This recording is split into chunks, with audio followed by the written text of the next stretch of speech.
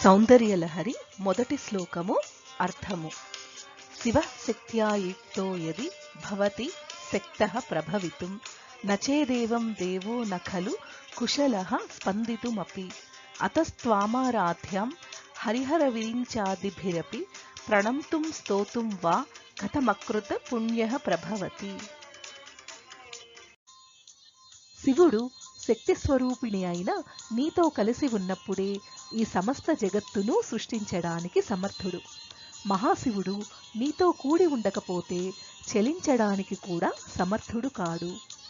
అందుచేతనే హరిహర విరించి మొదలైన వారి చేత ఆరాధింపబడుతున్న నిన్ను నమస్కరించడానికి, స్తుతించడానికి పుణ్యం చేయని వారు ఏ విధంగానూ సమర్థులు కారు.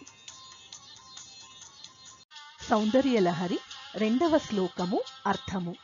తనీయాంసం పాంసుం తవ చరణ పంకేరుహభవం విరించిః సంచిన్వన్వి రచయతి లోకాన వికలం వహత్యేనం సౌరిః కథమపి సహస్రేణ శిరసాం హరః సంక్షుద్ధ్యైనం భజతి బసితోత్తూలన విధిం.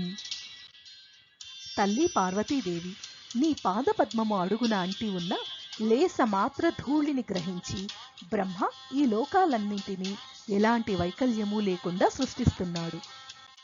ఈ లేసమాత్ర ధూళిని సౌరి తన 1000 తలలతో భరిస్తున్నాడు. అంటే శ్రీ మహావిష్ణువు 1000 తలల ఆదిశేషుని సహాయంతో లోకాలన్నిటి భారాన్ని మోస్తున్నాడని అర్థము.